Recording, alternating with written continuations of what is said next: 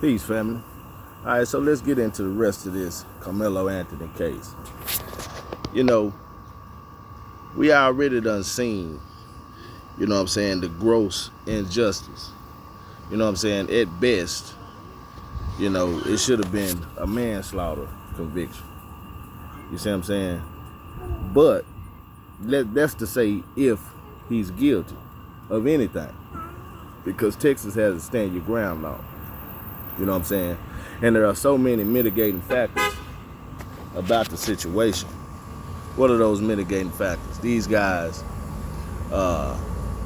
attacked him, clearly assaulted him. They suppressed that stuff, you know what I'm saying, in the judicial system.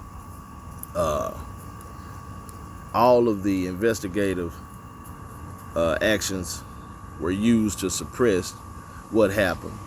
They intercepted all of the so-called witnesses, which were students. You see what I'm saying?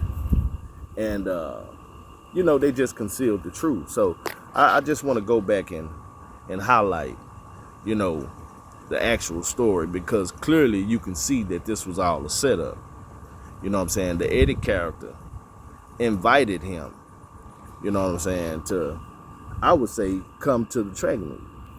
And it was also said that there was some history between Karmelo and Austin Metcalf, and possibly also the brother, because they twins, they don't go anywhere without each other. You never see one without the other. You see what I'm saying? And there are reports that Karmelo was at that particular, I don't know if it was the same school hosting the track meet, but he was there a week prior, and the Metcalf boys wasn't there because they were suspended. And they tried to lie, reports tried to lie and say it was Karmelo that was suspended, but Karmelo is a model student. You see what I'm saying? There are even reports that he saved a child's life from drowning. You see what I'm saying? So in any case, when Karmelo came to Centennial High School for this track meet, he went over to the tent where he was seated. The rain just became a factor, but he was already going to the meet, and he was already going to be there because Eddie invited him and told him, I'll be there. This stuff is not hard to understand. You know what I'm saying? The same person who said, who testified under oath that we're not friends like that. And we'll get into that a little bit later in the video. So, when he got there, Eddie even moved after he greeted Karmelo. He moved and desired to be seated closer to him, indicating a somewhat of a strong friendship. You see what I'm saying? Or a strong association. So, with that being said, the Metcalf boys wasn't even under the tent yet. They were at the school visiting with old coaches, right? So once they found out, now this is my theory, once they found out that Karmelo was there, Austin Metcalf came with his entourage, including Hunter Metcalf, came back over to the area, and immediately they began to confront Karmelo about him being there. And it was Hunter was the first person to approach him and ask him, who are you? What are you doing here? When in fact they already knew who he was because there was a prior altercation. You see what I'm saying? So they already had it in for him. So what I'm saying, we're gonna think inside and outside the box. Here it is, this Eddie character. Eddie was friends with Hunter and Austin Metcalf, but he was also friends with Karmelo as a result of him dating his cousin. Karmelo used to date Eddie's cousin, right? Now we all know how white boys feel You understand me? When black people date women, it's automatic animosity. You understand me? What is this nigga doing? You know, dating one of our own women, and you know, probably wanted to date the young lady they said. You see what I'm saying? So also, these guys were said to be bullies, known to be bullies. Everybody's scared of them. You know what I'm saying? In the beginning, this wasn't projected as a racial situation, but the intimate side of the situation was racial. It was racial. You understand me? Because I don't think any of this would have happened if Karmelo was a white young man, right? So here you have, when they pulled back up to the tent, you know, they immediately began to confront Karmelo about being there, right? And as it said, was shown in the video, instantly, whatever conversation they had during the confrontation, it quickly became physical and became violent. There was an assault, right? And here you have the Eddie character listening to this and observing this and witnessing the meth cap boys tell him, you're not supposed to be here. What you doing here? You need to leave. He never spoke up and vouched for Karmelo, which shows a little bit of something going on concerning the setup. Hold on, family. So again, we had a little noise coming through, man. Y'all just gonna have to bear with it. But you know what I'm saying? The altercation took off pretty quick. You know what I'm saying? And you had this assault. You know what I'm saying? So Eddie never vouched for him. Never say, hey, you know, he cool. It's Karmelo. The reason he didn't vouch because they already knew him. They knew of him. You understand? And then the Eddie character pulls out his phone and commenced to record. Now he tells prosecutors that he acted like he was gonna record, but he really recorded. He really was recording. Lil Vic, get over here. Lil Vic. Come on. Hold on, family. Yeah, so the reason he didn't vouch for him, because he didn't have to. They all knew each other. You understand? So, with that being said, you understand me? I'm saying it was a setup. They already knew this was gonna happen. See, what you gotta realize, you know, when kids, young kids in school, especially young male kids, you know what I'm saying, they be having a lot of shit going on at these schools, you know what I'm saying? Then you already know these guys was bullies. You know what I'm saying? You got this bravado shit going on, little gladiating shit going on. You got the setup and all this chemistry. You know what I'm saying? You know, hey, y'all get him over here.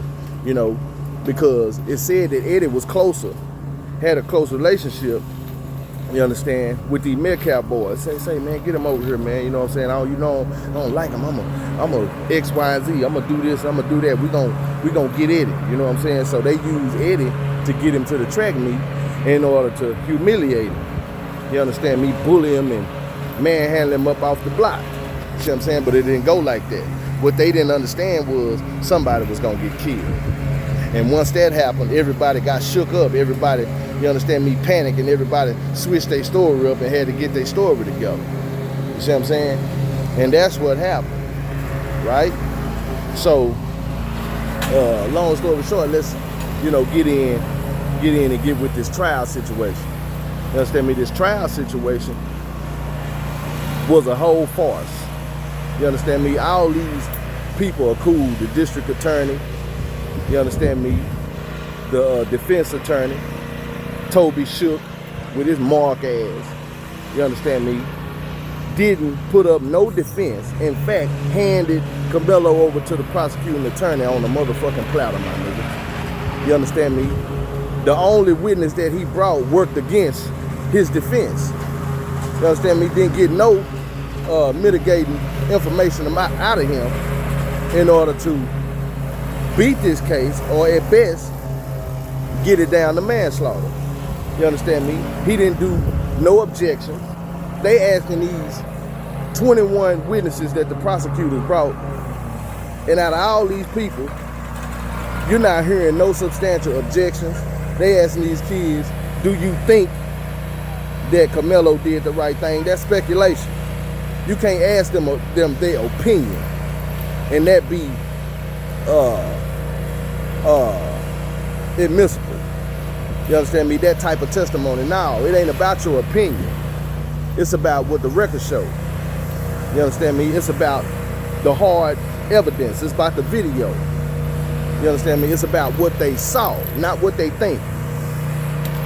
Hold on. With my kids. Vic, get over here. Get on over here, man. Come on. Get away from that street. Little Vic Trey, what's that in your... I'm out here with these kids, man. But anyway, come on. Then we got this dude out here. As soon as I want to get it in, you understand me? And, you know, give my thoughts on this outside where it's looking good and feeling good. You understand me? This nigga want to come over here and goddamn me start cutting grass, which I ain't hating on him. I'm waiting on him. You understand me? So in any case,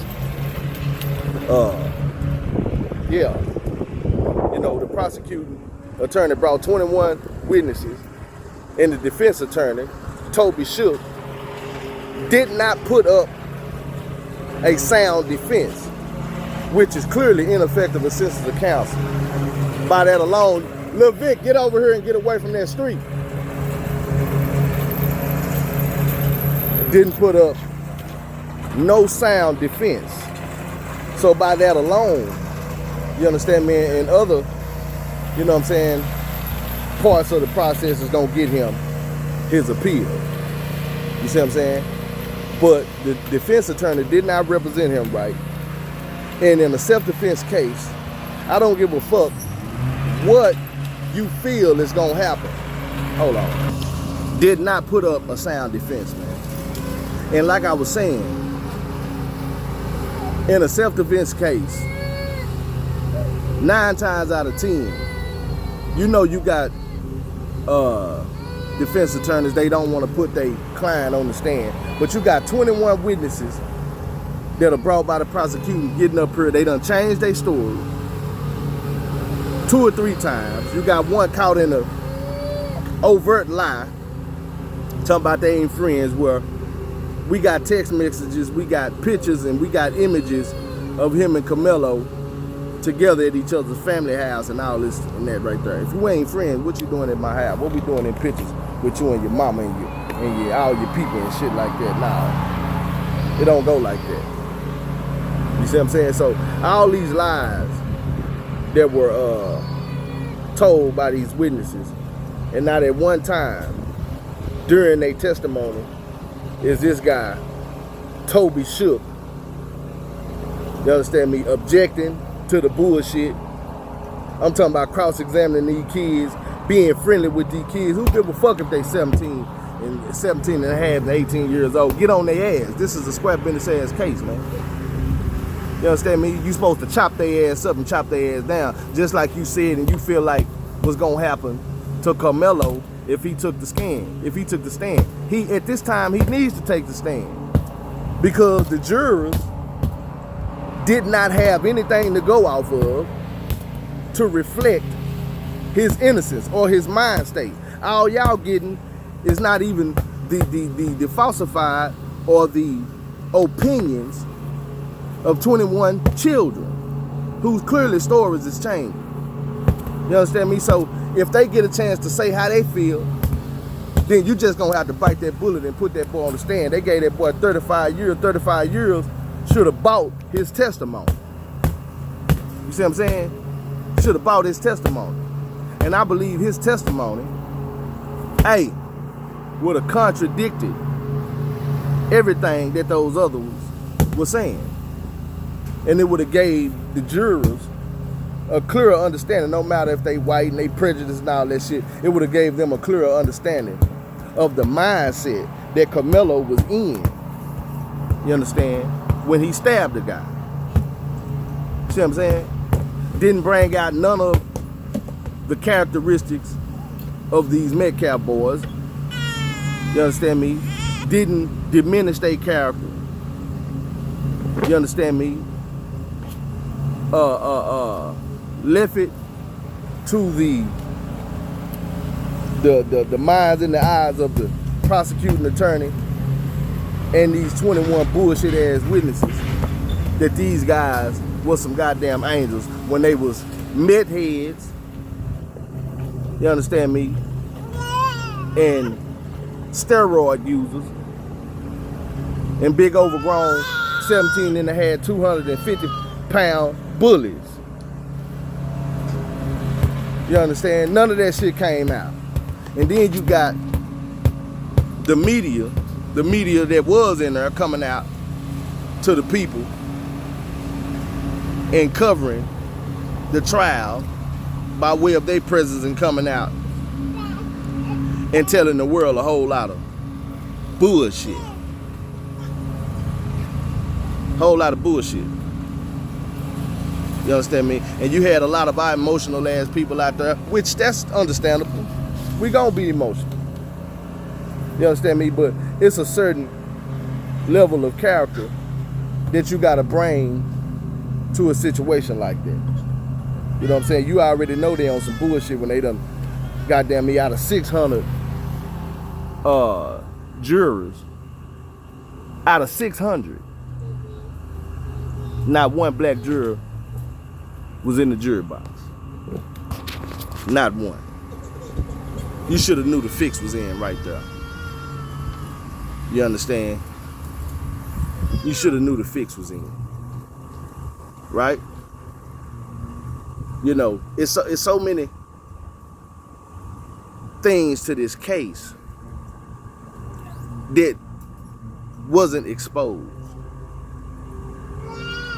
Man, it doesn't take a rocket science when you done been 17 years old before, when you done been 18 years old before, when you done, you know, been to high school and you done been amongst your male peers and the things that go on concerning fights and bullies and little set-up fights and shit like that, where one guy, you know, has a idea of who he dealing with and shit like that, but ain't born none of that shit and pulling up, you understand me, really to kind of enjoy the situation and see a friend, but all right, and still prepared in whatever shape, form, or fashion, mentally or physically, for whatever may happen and whatever may come. You understand me? That's not premeditation. The fact that he had a knife on him or whatever he had on him, a lot of people carry little knives. A lot of people carry little, you understand me, tools and shit like that. You know, doesn't necessarily mean that it's brought with the premeditated mindset of murdering somebody. No, he did not go to that school, did go to that trap meet with the idea to murder Austin Metcalf. Didn't go like that. But they had it on their mind 100% to bully him up out that track meet. Can't nothing in this world make me believe that that wasn't a setup. Anthony had a whole, Eddie had a lot to do with that setup. And it shows in his actions. Why would you pull out your phone to record a confrontation between three of your friends? You understand me? And then when they pulled up on it, you understand me, and they started going back and forth with it, they made up that story that he put his hand in his backpack. You can't even see that in the video. He didn't have his hand in his backpack. The testimony shows that Austin took his backpack, snatched his backpack from him. You understand? You know? And I'm under the impression that if a person has his hand in his backpack, insinuating that he got a weapon, why would you go for the backpack? You understand? I think he was using the backpack as a means to get him out of the area. You see what I'm saying? And let's say he did have his hand in his backpack. He put his hand in his backpack at the time that they began to assault him. And it wasn't just Austin assaulting him. It was Austin, it was Hunter, and it was 3 other guys that came with him as an entourage when they came back and pulled back up from the school to the tent. Because remember, they wasn't there. Karmelo was already there with Eddie. And I believe Eddie shot them boys a text and told them he's here. It all happened in too much of a sequence of a coincidence. See what I'm saying? Which would seem like a coincidence, but it wasn't. You see what I'm saying? Listen, man. Toby Snook, you a bitch ass nigga, boy. You understand? And here's another thing I want to bring forward. The parents. You can tell that they did not know how to shop for no attorney. I don't know who solicited them to choose him, but who they should have got, which they probably wouldn't have known to get, was the black guy Sean Kent, who just got this child dude off this murder case.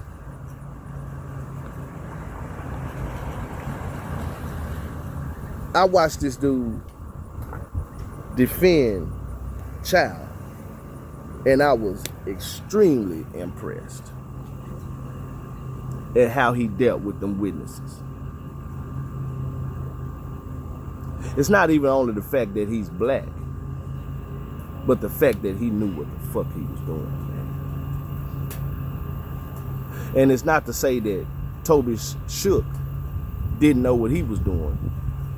He deliberately didn't do what he was supposed to do. Being too tender with these motherfucking kids, man. They got up on the stand to testify against your client. You know what I'm saying? Let these guys give their opinion and no objection. That's speculation. Asking questions like, do you think he did the right thing? Do you think Karmelo acted appropriately? Do you think he was acting in self-defense? It ain't about what they think. It's about what they know, man. It's about what they know. This is not opinionated. Look it up. You're supposed to object to those types of testimonies. And the judge has no choice but to sustain that objection. No choice but to sustain it. You see what I'm saying? In the state of Texas, you have a right to stand your ground. If you feel or you think that your life is in danger, and factors of your situation corroborate your thought pattern, then self-defense becomes viable in this case. This is why it was extremely important for Karmelo Anthony to take the stand, because this is a self-defense case. His mindsets and only his opinion is admissible in trial, not these witnesses. What Karmelo thinks and what he thought and how he felt at the time of his assault. That type of testimony from the defendant, you understand, was extremely important for the jurors to hear. And Toby Shook chose not to put his client on the stand, did not encourage his client to take the stand. And I know for the 3 hours that they were in recess, he was doing everything in his power to convince that young man not to take the stand. I'm sure he wanted to take the stand. Why? Because he had no poise about telling that officer at the time of his arrest, or at the time of his detainment, that he was not alleged. He did it. You think he didn't want to explain himself? Huh? I can't even say they fumbled the ball or they dropped the ball. They didn't have no motherfucking ball. The whole plan was to railroad this boy. The judge, the jury, the prosecutor, and the defense attorney.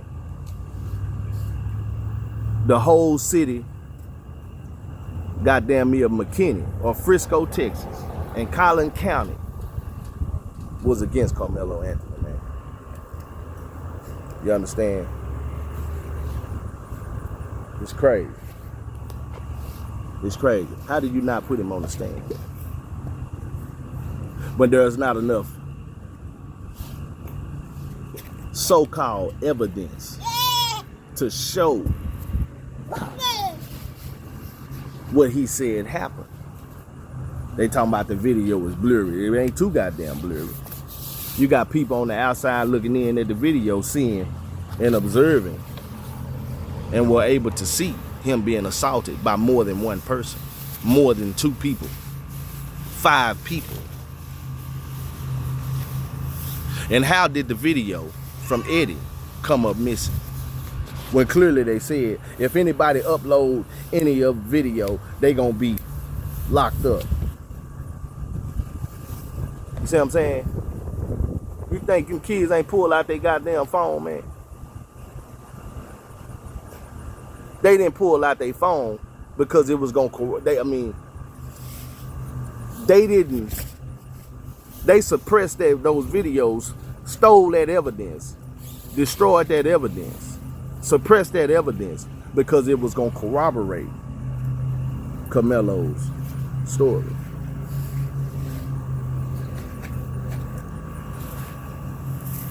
Then they get this young man 35 years. Convicted him of first-degree murder, man. That's why they only gave him 35 years. Do you really think these white folks, knowing that this boy, or feeling that this boy is 100% guilty of intentional, premeditated murder? You know, first-degree murder is premeditated murder, man. Do you really think if they really believe this shit, they would have gave him only 35 years, man? Come on, man. Take some out. Take some out. Take some out. They gave him 35 years because they believe him. They know it's some fuck shit going on. But he did not take the stand, man.